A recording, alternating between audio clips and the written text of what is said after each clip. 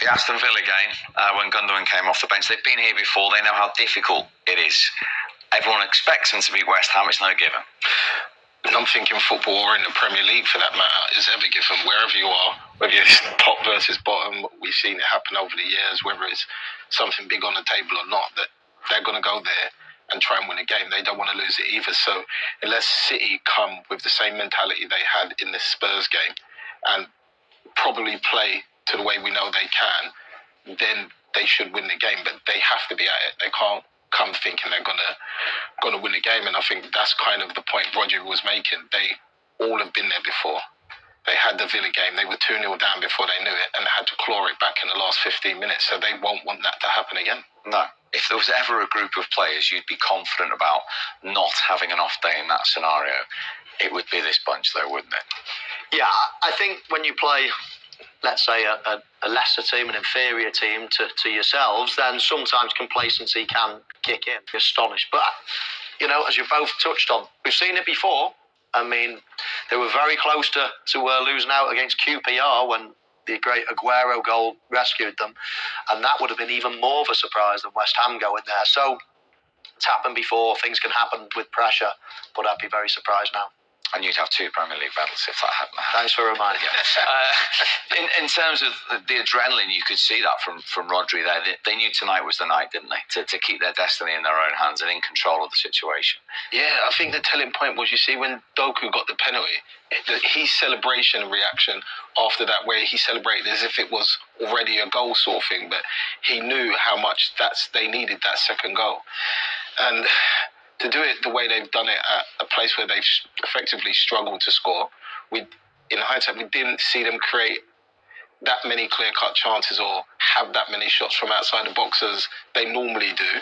They were very cautious. They kind of played that game in many ways like an away Champions League game, where they didn't want to make too many mistakes, and they was patient in terms of trying to wait for that right opportunity to open. And I think Doku coming on changed the game, because he gave them that little bit of that unexpected, where Spurs don't know what he's going to do, and City kind of just play off of what he does and see what he comes out with, especially when he goes to the byline. And that is something they needed in that game for me.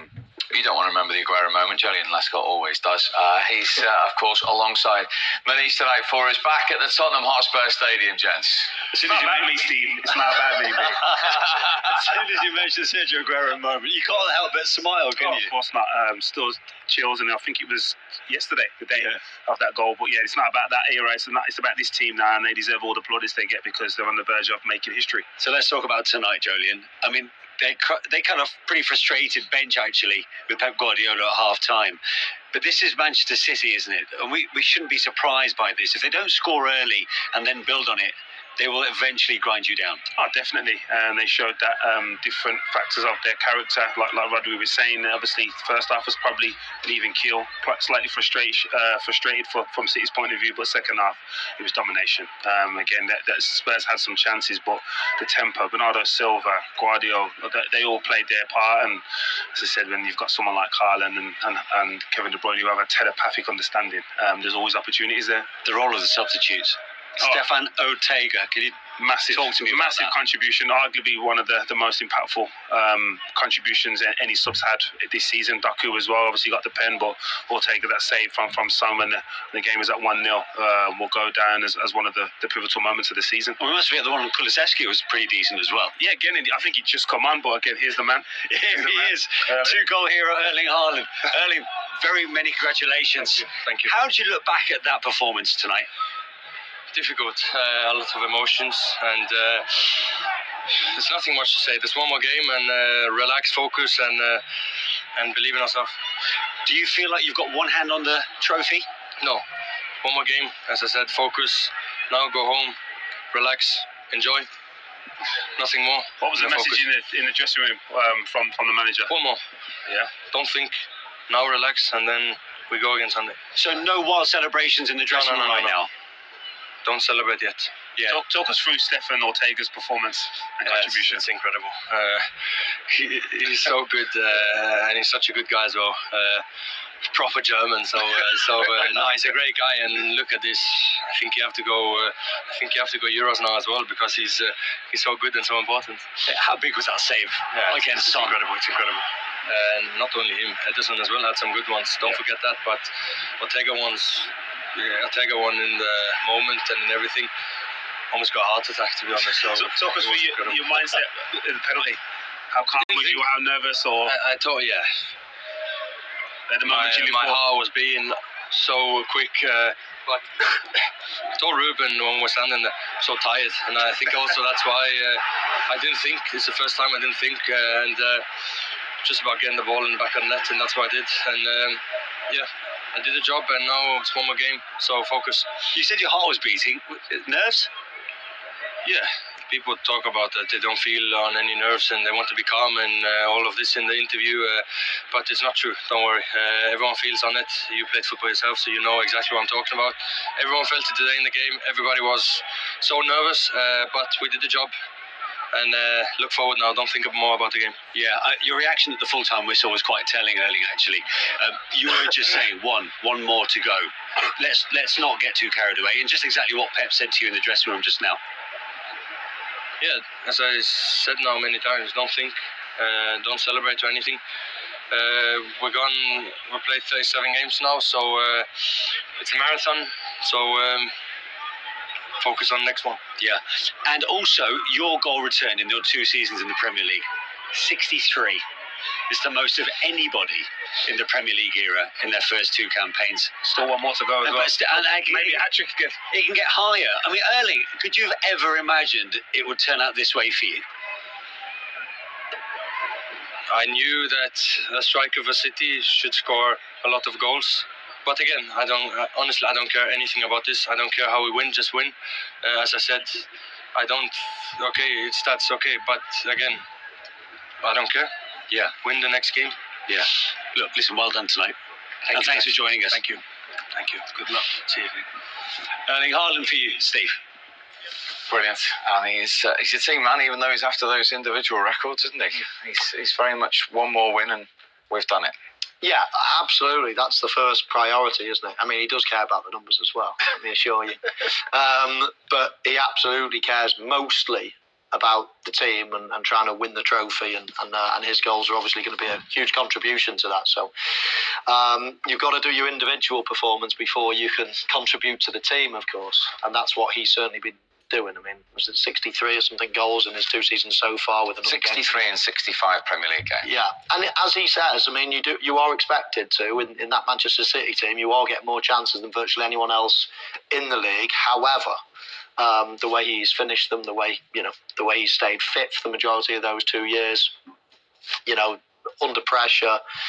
He's a machine, isn't he? The size of him, the presence of him, he's just a bit of everything, and he must be a nightmare to defend against. And this is his first goal in 51 minutes. Might have been a little bit edgy going in at half time, but those nerves were soon settled in the second half. I mean, it's good play by Foden down the left hand side, and then again we mentioned, didn't we, at half time the way they were doubling up on that right hand side. De Bruyne makes a lovely little run. I thought Romero was soft here, and I never thought I'd say that about him, Sean. I mean, he could easily have smashed Phil Foden there and snuffed out the danger.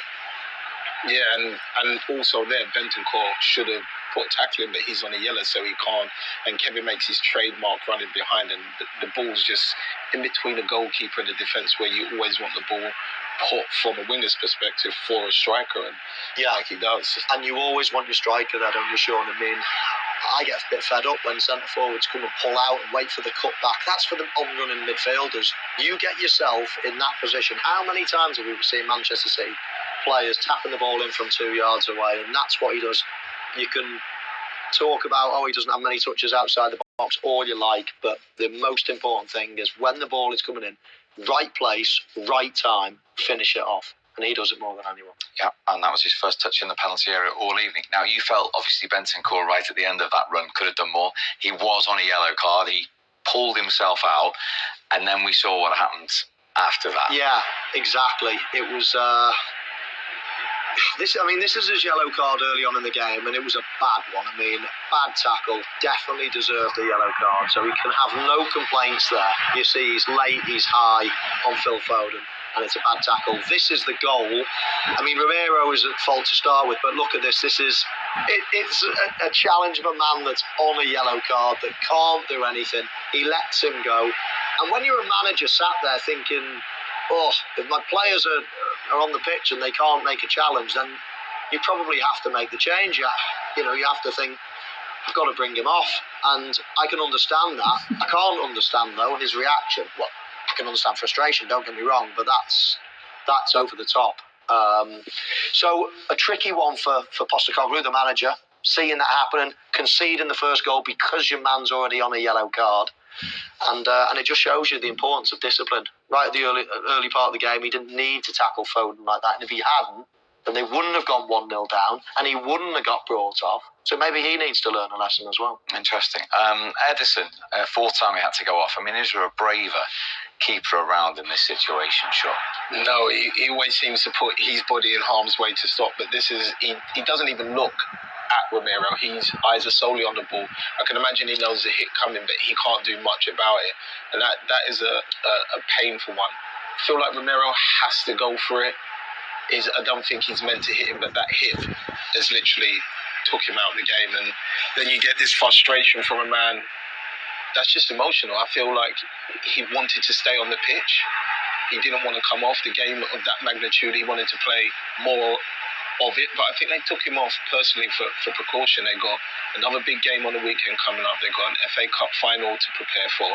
So I think it's more in terms of that. But I don't mind stuff like that when you're getting taken off and you're showing frustration. I think that's different to, say, the Bentancur situation, where he should understand, first of all, that is tactical. You obviously didn't make that tackle, like Mo said, based on your yellow card, which cost us a goal. Whereas that is just precaution, and that's just a man that doesn't want to come off the pitch because he feels like he's fine. Yeah, I like that attitude as well, I must admit. Not necessarily showing the world that you're frustrated, but you believe you're okay. The doctor or physio have checked you. You've then played on for another 5 minutes. You've shown some nice touches. You've still been calm. I think he's certainly not frustrated with Pep Guardiola. That's a medical decision why he's come off. And we get it. You've got to be safe rather than sorry in this day and age. I get that. And he has had a nasty blow to the head. But he's already been checked and he's been allowed to continue. So why the change of mind after another 5 minutes? I'd be frustrated as well.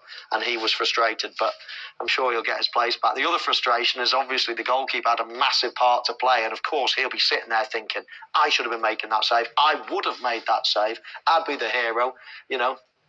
Things like that. That's what you're remembered for in your career. Ortega will be remembered forever by Manchester City fans for making a save that possibly has just won them the title now. That was such a monumental moment. And so I can understand the frustration of Ederson. I really can. And that's what you call a winner. That's what you call a champion. Here's a save. I mean, it's an awful mistake from Manchester City. And it's not the normal type of save. I was thinking he would take a step back and then almost run at Son. But he actually runs back and then just stops and makes himself big. It's a very, very good save. I think near post finish here, just slide it near post there, Sean. Yeah, Reaction of Pep Guardiola says that. This is brilliant, isn't it? I felt like when he has gone through Son there, he sees the keeper, but when he puts his head down, he hasn't visualised, and that shows how much Pep is appreciated. Doesn't give kisses out lightly, Pep, does he? No, he definitely doesn't. Maybe the odd hug, but not the kiss. He deserves a kiss tonight, doesn't he? What a huge moment that is in the title race. Yeah, it's massive. I think that was about the 86th, 87th minute when he made that save. And okay, there was going to be another 9 or 10 minutes injury time. So there would have been time for Manchester City to maybe get the winner. But, I mean, this literally could be the biggest moment in the title race. It's massive. It's like scoring a goal at the other end. It's just huge. And he deserves every little bit of that kiss off Pep Guardiola. I have to agree. I don't think Son lifts his head up. after he runs through, he looks and then his head's down. I don't think he sees, like Mo said, that he's backed off and stopped and not moved again. Yeah. And he's played it so close to his feet. It's almost like he just groin stretches and blocks it. He doesn't go all the way down, does he? No, he doesn't. He stays big, stays tall for a long period of time. I used to hate it when goalkeepers did that. I wanted them to almost commit, make a move. Almost it can make your mind up as well. Sometimes you'll tease them and try to make them charge you. If you take a big touch and they think I'm taking a big touch here, and they might come and dive at your feet. So you can do little things to try to make the goalkeeper make a move. But if he stays big and stays tall and stands long, very difficult as a centre forward. As I say, I think Son, who I do rate as a finisher as well, he's normally you wouldn't want anyone else in that position. But looking at the chance again, I think a little slide into the near post was probably the finish there, and he's fluffed his lines. Can you imagine the Arsenal fans at that moment? They probably thought, this is it.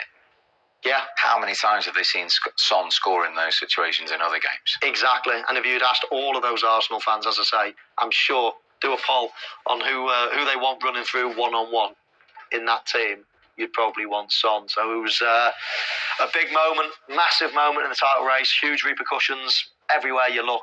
But I suppose it's not over yet. They still might have another bite of the cherry. And it was a big 4 minutes because at the other end, as you mentioned, we saw the celebration from Doku once he'd been fouled and the penalty was awarded. Yeah, and from this throwing back, how about this ball from Phil Foden? It's that good, it actually slows down for Doku to get there. And then that little shimmy there, we know Doku does a lot. And when he gets that and the foot goes in, he's always going to win that penalty. But like you said, the celebration after just showed how much it meant not only to him, but where they're going in the direction and the position they're in. And now that, like everyone's saying, they're in pole position now.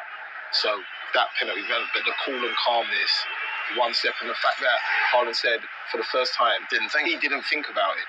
Now, I would definitely be thinking about it if I'm nervous. So it shows a lot that even a guy with 60-odd plus goals in 2 seasons can still get nervous at a moment like that, then anybody can. And he will be the first player ever in his first 2 seasons in the Premier League to win the Golden Boot in both. He's up to 27 league goals now. Just the 38 this season after the 52 last season in all competitions. I still smile when I'm saying those. Quite incredible, yeah. It was looking like quite a tight race, wasn't it, for the Golden Boot this season? And all of a sudden, in the last 2 or 3 weeks, he's just surged clear, and now it looks like a procession. So, as I said, he gets more chances than the most. He's one of the better finishers in the league. He's got attributes that sometimes you just simply can't defend against. If you hang one up onto that back post, what can you do? I mean, he's so big, so powerful, such a good header of the ball. He's got so many strings to his bow, and sometimes he's undefendable. Interesting. Well, the reaction of the night was Pep Guardiola there when Stefan Ortega made that huge save. Let's see if he's calmed down and composed himself after the win. Here is the City manager. Well, congratulations, Pep. With the stakes so high, your team have delivered once more. So how do you sum up that performance from your players tonight? Good. So this type of games, emotions are there. You cannot perform your best, and apart from the quality, for the intensity that the opponent put today in the game, because they were playing, of course, for try to qualify for the Champions League.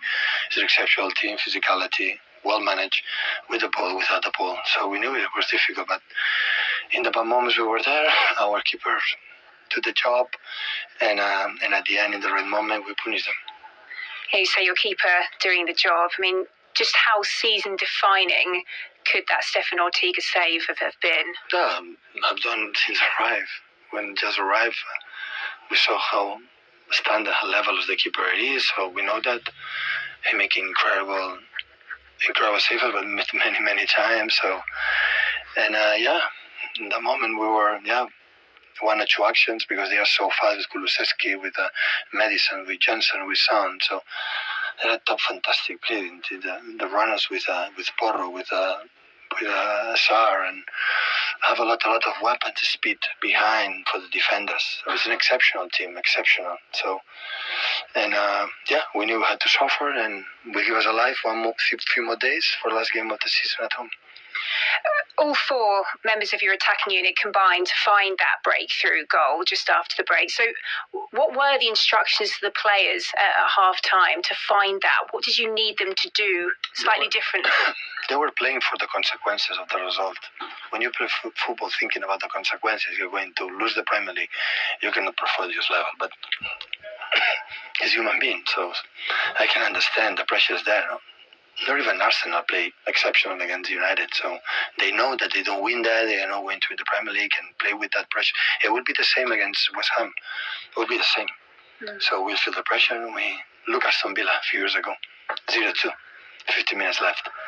Sergio Aguero against QPR, 1-2, 88, 89 minutes. So the emotions are there. If you don't play for that big achievement, you play better, but it's normal. So you have to, that's why we talk about, okay, everyone himself have to relax and perform what you have to do. That's all. Yeah, I guess it's striking that balance between relaxing but also being hyper aware of the consequences. You've mentioned the Aston Villa game there. Rodri also mentioned it as he came off the pitch. So that pleases you, does it, to hear the players, you're touching distance, but they're all too aware of how quickly this can still get away from you? Yeah, they felt it. They felt it there and they know it there. They are not celebrating absolutely anything. They were happy, of course, relief, because we wanted to survive the last game, but we know we have a lot of job to do, a lot. And we have people who are going to support us, of course, but now it's Kudus, Antonio, Bowen, world pros with the set pieces, Sosek, and, and there are tricks in football game. Everything can happen.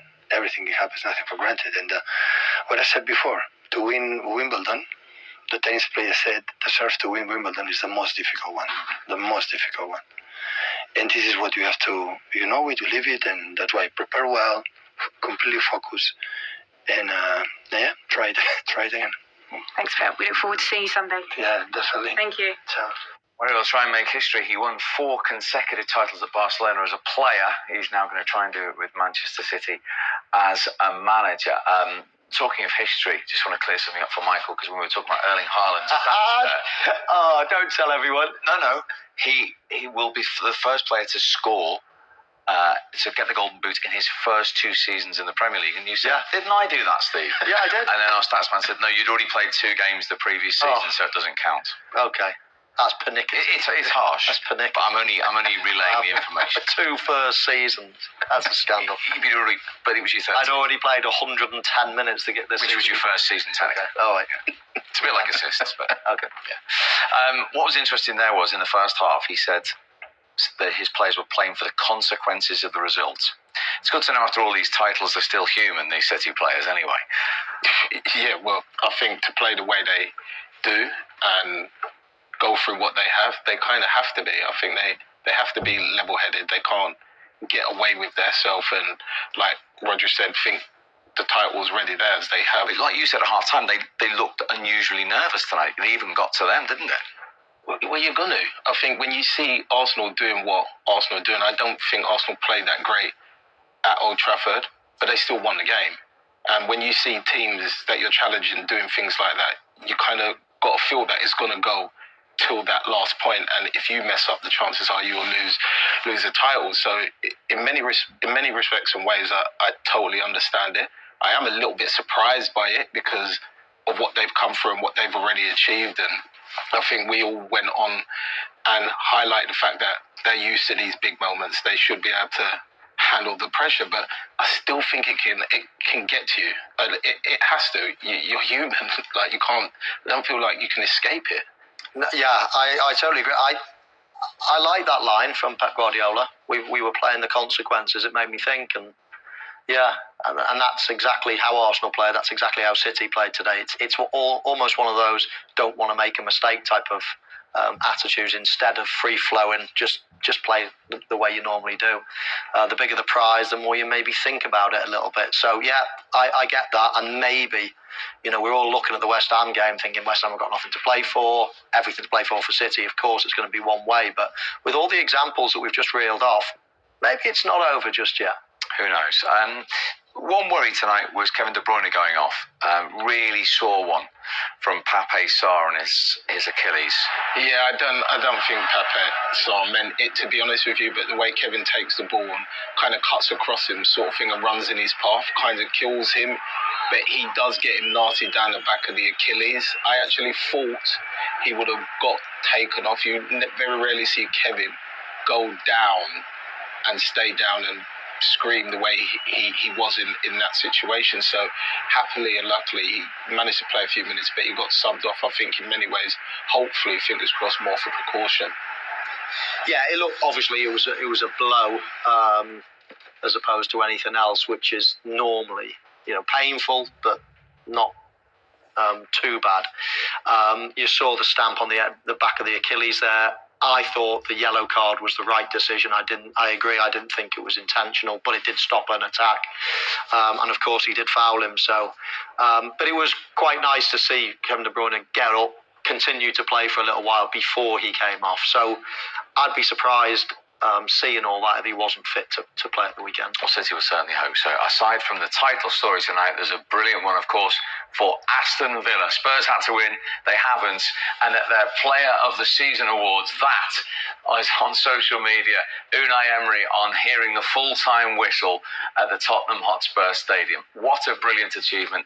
As we mentioned on last night's show, he inherited a team 1 point above the relegation zone. His brief was to keep Aston Villa in the Premier League, and then he led them to 7th and into Europe. He's now led them into the Champions League. It's only the 3rd ever season they'll compete in Europe's top competition. He was your manager of the year. It's an astonishing achievement and brilliant emotions and scenes from Villa's end of season awards there. What a picture that was. What a picture. The joy, long season, lots of work that he's put in. He's the most hard-working manager out there. But look at that for emotion. Not just him, but the players around him. And absolutely fabulous. Well-deserved. I think they've been really entertaining. They've had an incredible home record, certainly for the first 2/3 of the season. They were almost unbeatable. And I'd be really excited if I was an Aston Villa fan. Not just because of the results of this season, but I just think they've got a bit of money behind them. They're now going to get the riches that comes with the Champions League. They've got a good squad anyway. They've had a few injuries. I think they can be better anyway. I think they've got a brilliant manager that's going to take them to the next level. And we look at teams like Manchester United, Newcastle, Tottenham and Chelsea and all these teams that are pushing to get to the top. Aston Villa have to be in that conversation now. They've proved it this year, and they've got a lot going for them. They could go and push on again next year. Yeah, congratulations to Aston Villa, the last team to beat Manchester City, and that was in 2023. Tottenham tried tonight and failed. So in terms of the Champions League, their quest is over. They still need a point, incidentally, to make sure they're definitely in the Europa League. Ange Postecoglou cut a frustrated figure in that second half. His thoughts are next.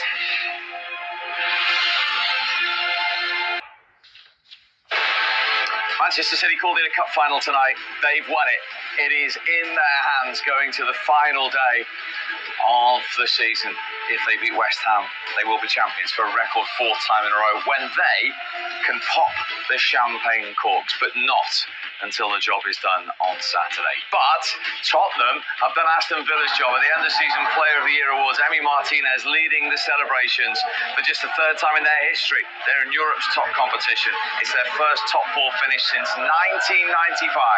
They're playing in the Champions League next season. Tottenham aren't, and as I say, they still need a point away at Sheffield United on the final day to make sure they're definitely in the Europa League next season. Here is what Ange Postecoglou thought about it all.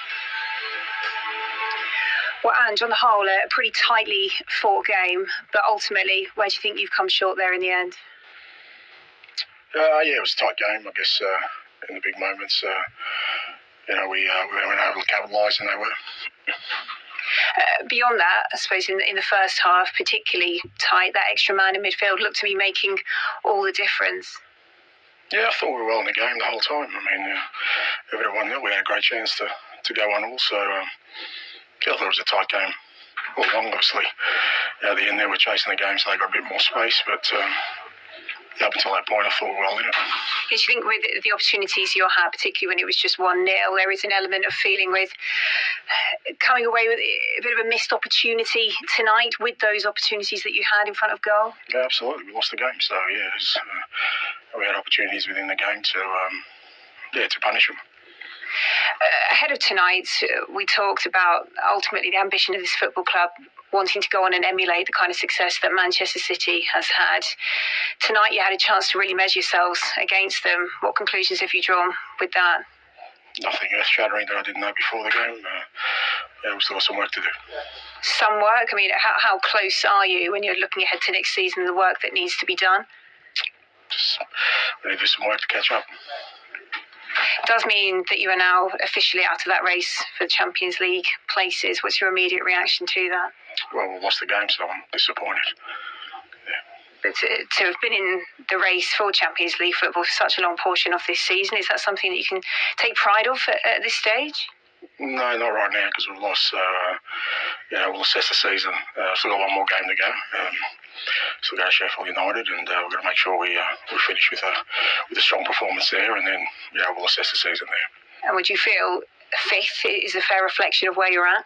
I think wherever you finish is a fair reflection of where you're at. All right. Thanks for your time. Thank you. Okay, that was his interview. Here is what he's just said in his post-match press conference.